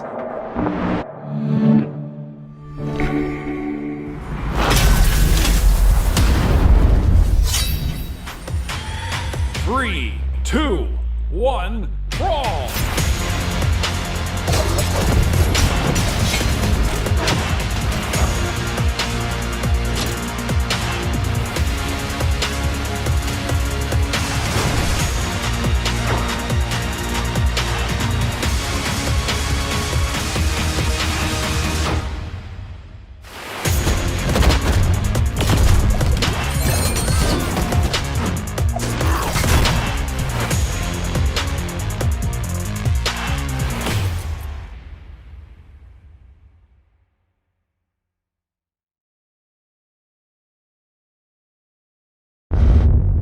And now, whether you need a Tom Clancy action fix on the go, or want to dive back into one of the most beloved fantasy franchises in gaming, we've got you covered.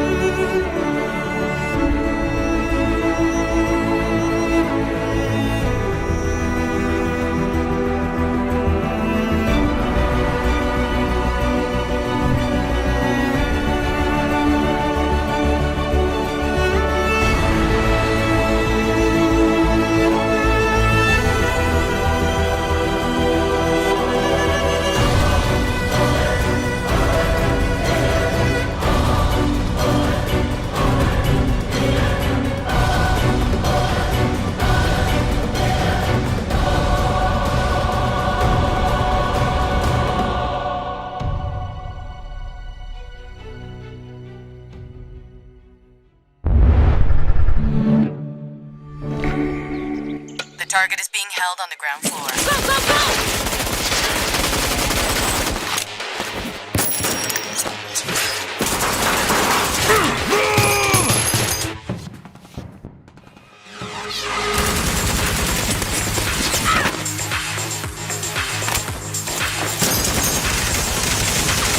Contact! Seconde floor balcony!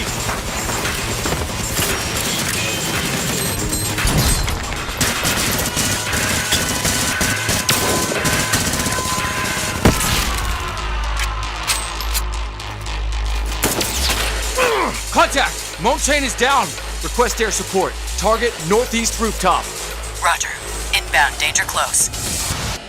I need an EMP deployed now. EMP imminent.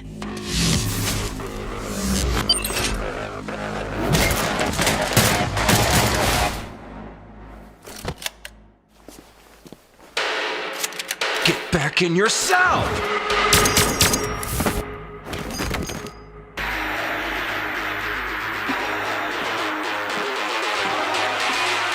Hey, take this. Don't make me regret this.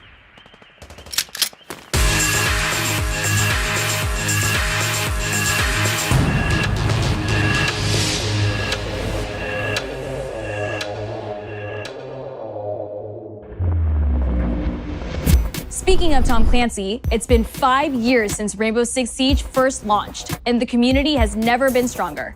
In celebration of this milestone, Ubisoft Montreal has put together a special video to thank all of the amazing players and developers that have helped Siege become the game it is today.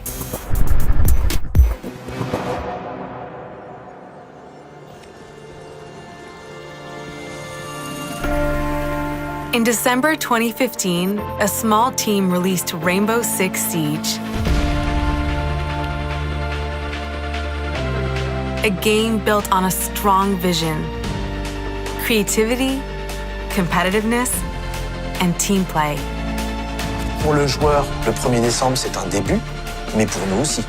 Il faut tout de suite s'engager et dire aux joueurs, ce jeu est installé, tu peux t'y installer aussi, et nous serons là.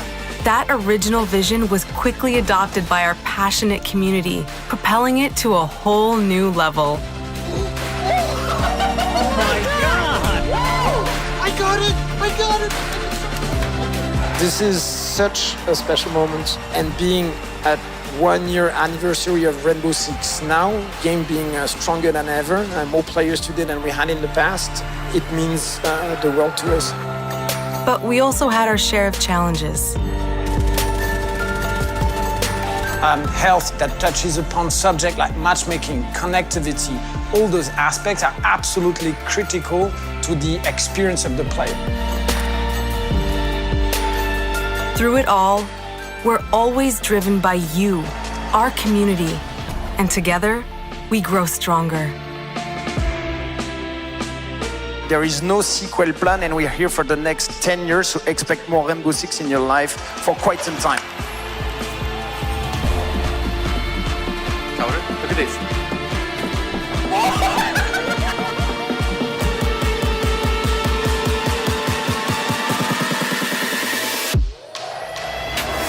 Tous les succès, c'est vraiment le résultat de autant de nous que de vous. Ce jeu, il est autant le vôtre qu'il est le nôtre, nous, l'équipe de développement. Now 60 million players strong, we're just getting started.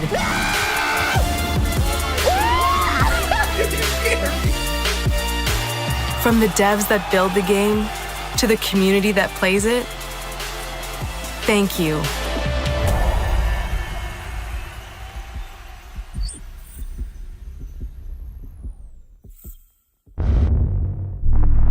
If you haven't tried it yet, dive into our new Operation Steel Wave update available now and take Ace and Malusi out for a spin. A few days ago, we introduced y'all to a brand new multiplayer shooter. Now, it's time to venture into the hyperscape.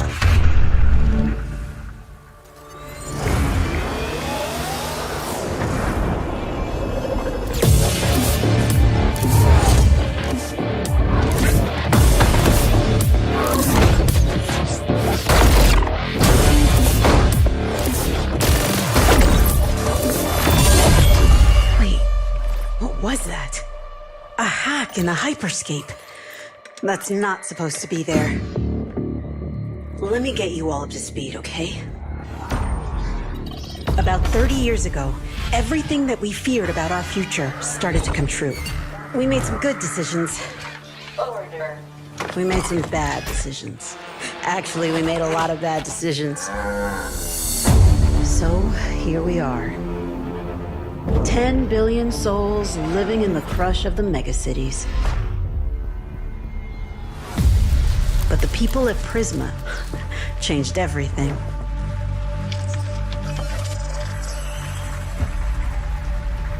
They gave everyone a way out. The hyperscape. In the hyperscape, the biggest draw by far is Crown Rush. This is where anyone can become someone.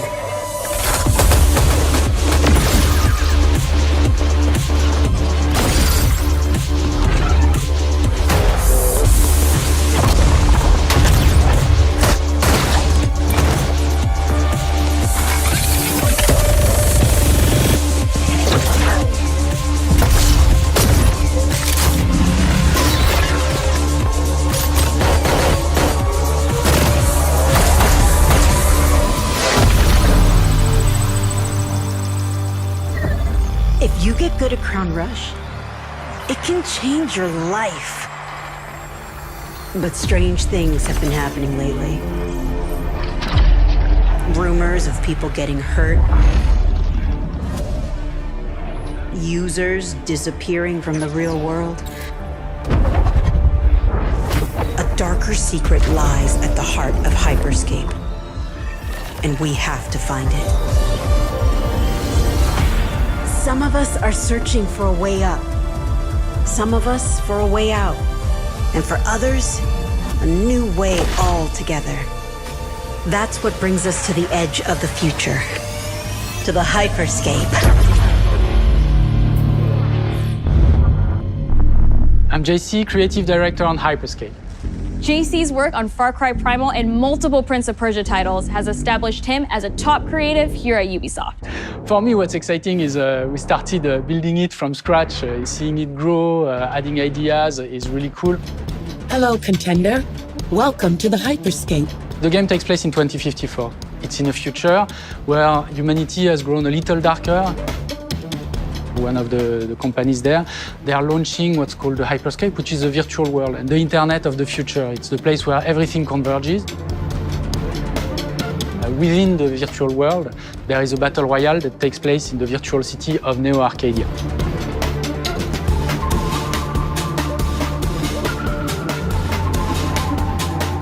Then we also introduce a lot of new things. You get the opportunity to do parkour on the rooftops, to go into interiors where it's much more narrow, much more stressful. You get to go to the landmarks where there's more opportunities to get cool items, but also more players, so it's a risk-reward kind of deal. We introduced the notion of hacks, special abilities that you can pick up on the fly to adapt your tactics. With hacks, you can do things like teleport yourself, you can wrap yourself into a ball and bounce around the battlefield. So a lot of abilities that let you have fun, that are toys that you can play with. And finally, it's made as a spectacle, so all the viewers will be able to interact with the game on different levels through the Twitch extension. So every few minutes, there's going to be a vote, and viewers will be able to decide what effect they want to affect the whole battle. So things like changing the gravity, infinite ammo, or stuff like that. So players, while this happens, really have to adapt to all kinds of stuff that is happening. So for me, it's really exciting because right now, as we speak, we're launching the open beta, and so it's going to be available for free-to-play for all PC players worldwide. And I really want to thank all the players, all the streamers, and all the viewers who participated in tech test and who will participate in the open beta. Here's a short glimpse of what you can expect.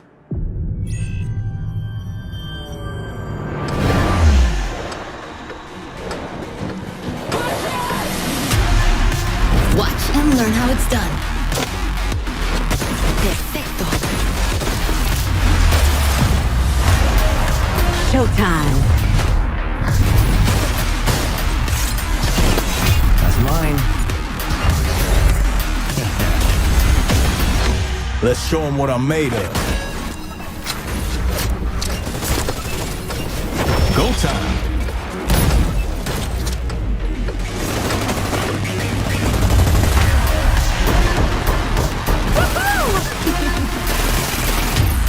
Watch closely. Here we go. この調子。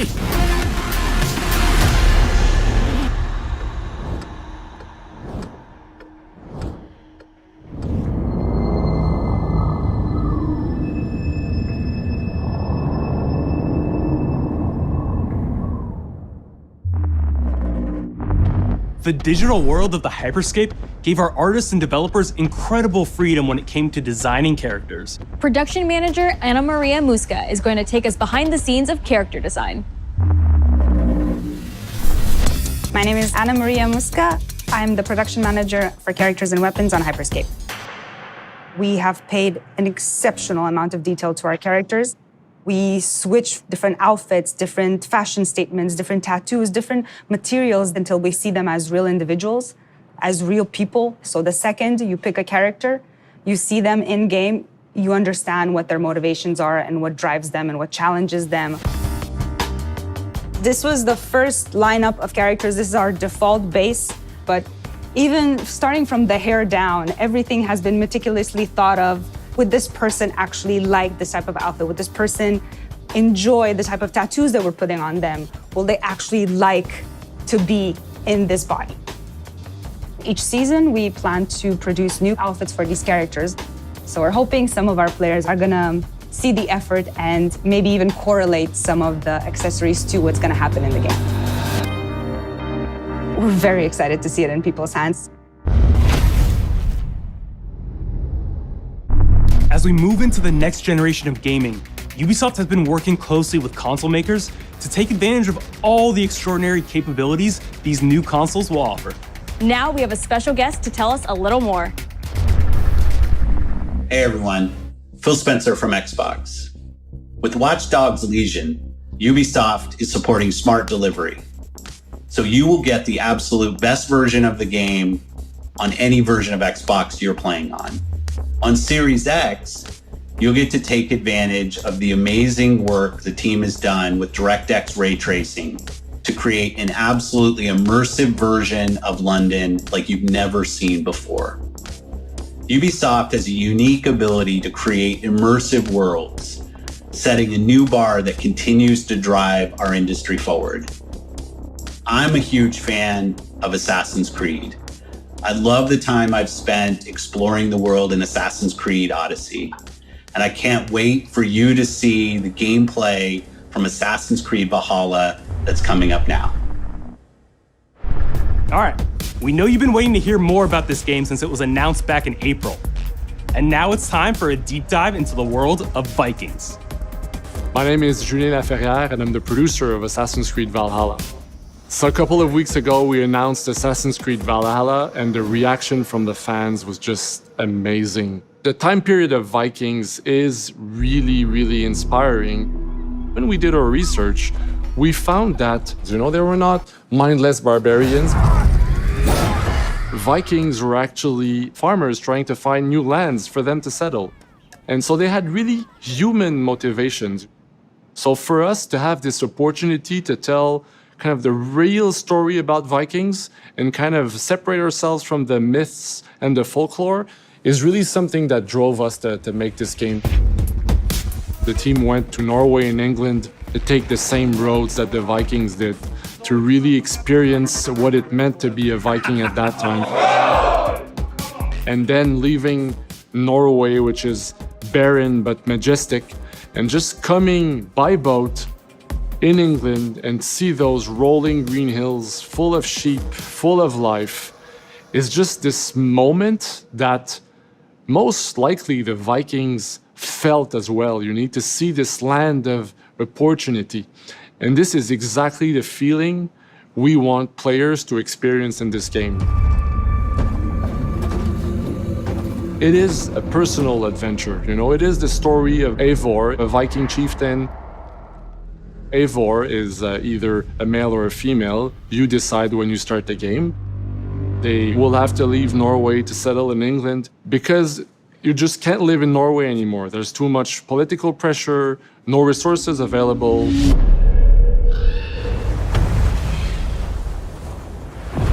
Obviously, in England, it's full of Anglo-Saxons and other people, and they don't really want you there. So you will have to fight your way there to kind of build your own settlement and see your clan prosper. Vikings were brutal warriors. Shields!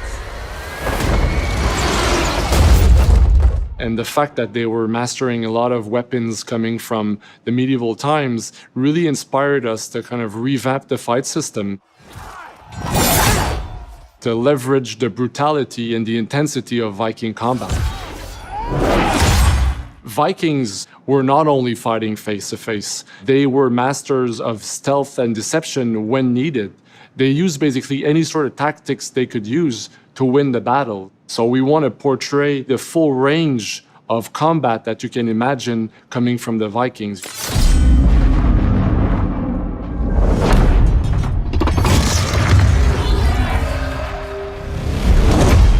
We are very happy to finally be able to show you the game we've all been working on. So please enjoy this deep dive into Assassin's Creed Valhalla.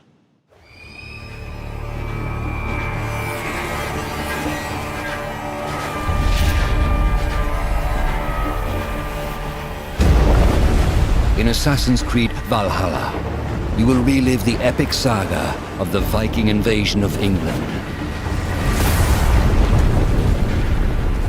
You play as Eivor, a Viking from Norway, who will lead his or her battle-hardened warriors across the North Sea to the British Isles. Eivor is driven by an ambitious goal, to build a thriving Norse settlement in a hostile land. For the good of our clan, it is time we go a Viking. Today we raid, that tomorrow we may build. England is a dark age tangle of broken kingdoms and warring dynasties, a land of opportunity and riches. As you prowl England's rivers by longship, you may raid locations you spot from the shoreline.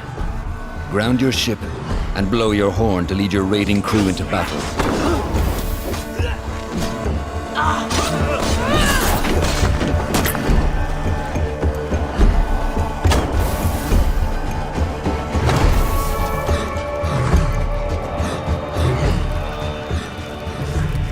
Your crew will assist you in all your raids, fighting enemies, battering down doors, and stealing cargo too heavy for one set of arms. Whatever riches and resources you pillage may be used to develop your settlement, giving you access to useful services, better tools, and new settlers. At the heart of your settlement is the Alliance map. It will serve as a record of the allies you have made, and a guide for future opportunities. The Viking Age was a time of warriors and legends. In Valhalla, you will find the largest variety of enemies ever assembled in an Assassin's Creed game. Every archetype offers a unique challenge. Some will coordinate with their allies for special attacks, while others will use nearby objects to their advantage, including the bodies of fallen warriors. To face these attacks, you must find and exploit your opponent's weaknesses to gain the upper hand. Take the fight to your foes with a host of brutal new combat abilities. Snare them with the Viking harpoon. Pummel them with throwing axes. Incapacitate them with the new stun system to keep them at a distance, or finish them off. Dual wield any two weapons you wish to unleash a deadly combination of attacks. Customize your fighting style as you see fit, and become a legendary Viking warrior.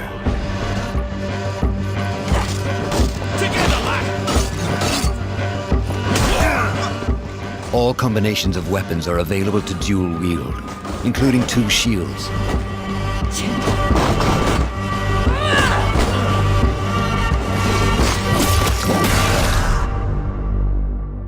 Not all situations call for violence.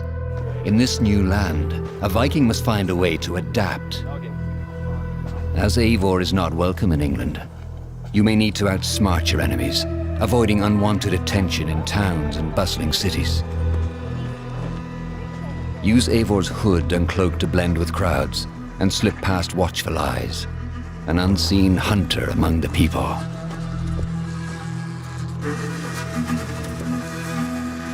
From capital cities and villages to the dense forests and rolling hills of England, exploration is vital to keeping yourself sharp.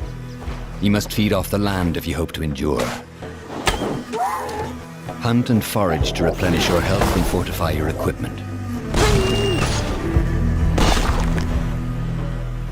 Search pagan temples and Roman ruins for new activities and challenges to strengthen yourself and your settlement.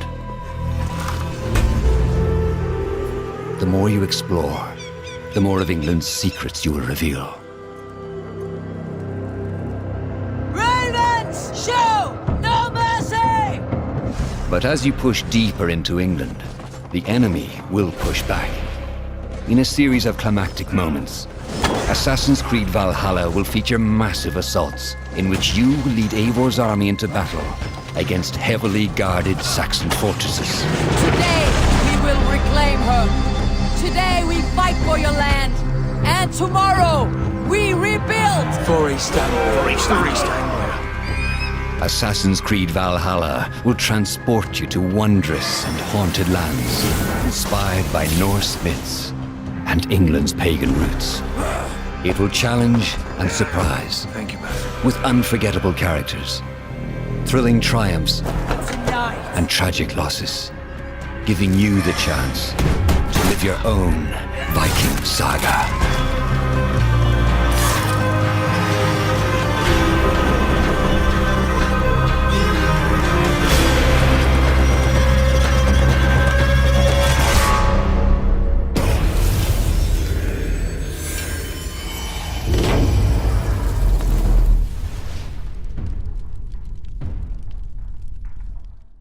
Ninth century England is truly unlike anything the franchise has seen before.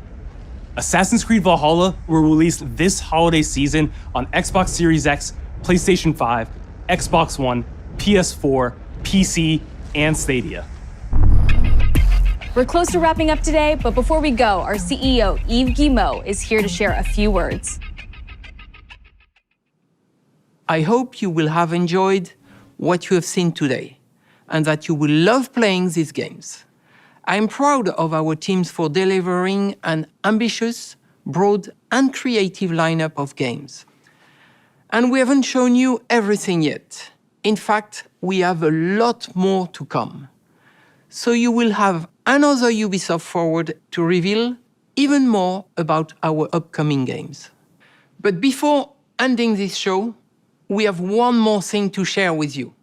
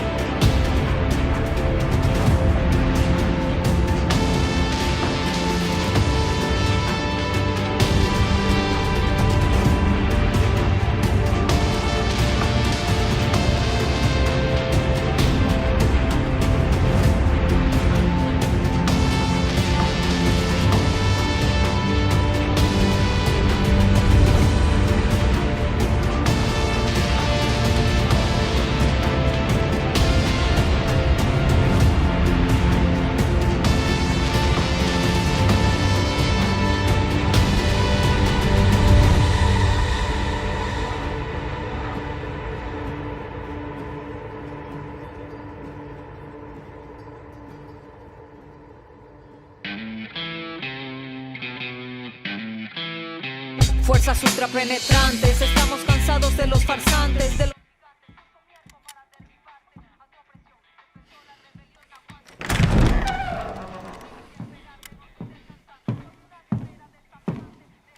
It's beautiful, Migo.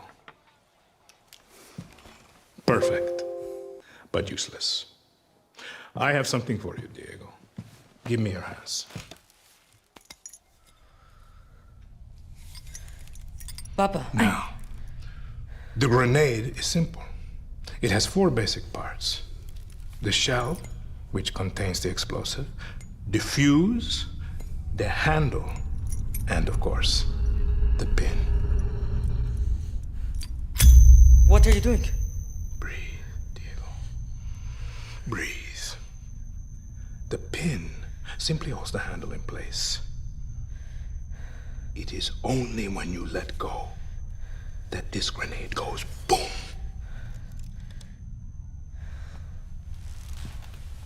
Follow me. Now,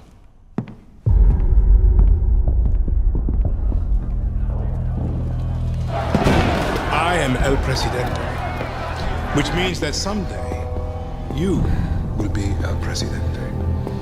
And our people, they do not know how to be happy.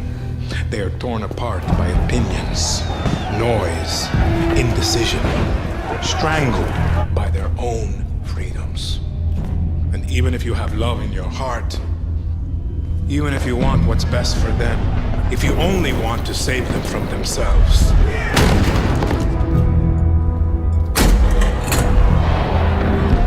they will hate you, Diego. Everything you say, do, believe, will be wrong.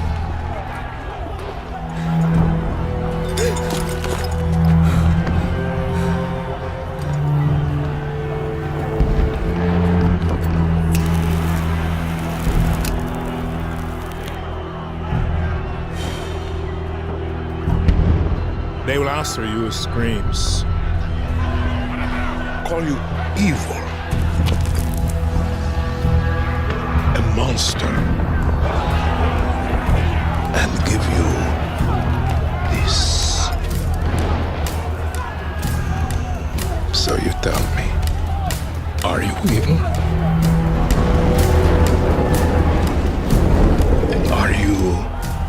monster.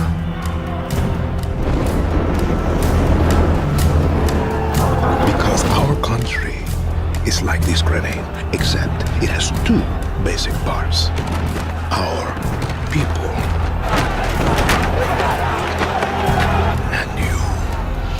and you must clutch them nice and tight, or we all go boom.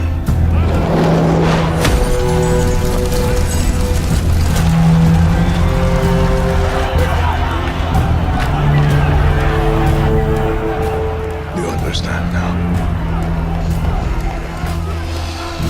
Bullet.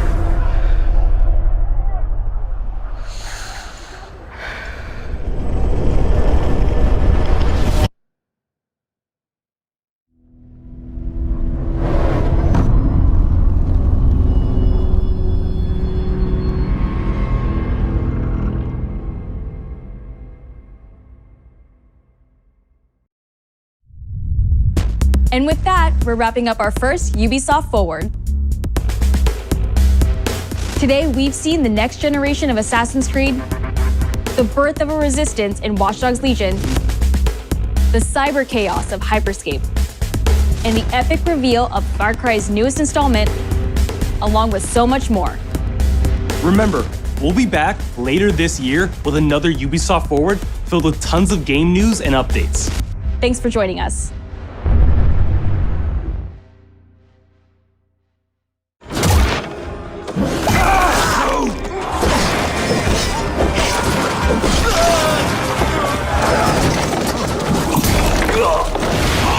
Hey everyone, welcome to the Ubisoft Forward post-show. My name is Yusuf Magid, and this is Assassin's Creed Valhalla. We're going to take a deep dive into about 30 minutes of gameplay, and we're joined by a very special guest here.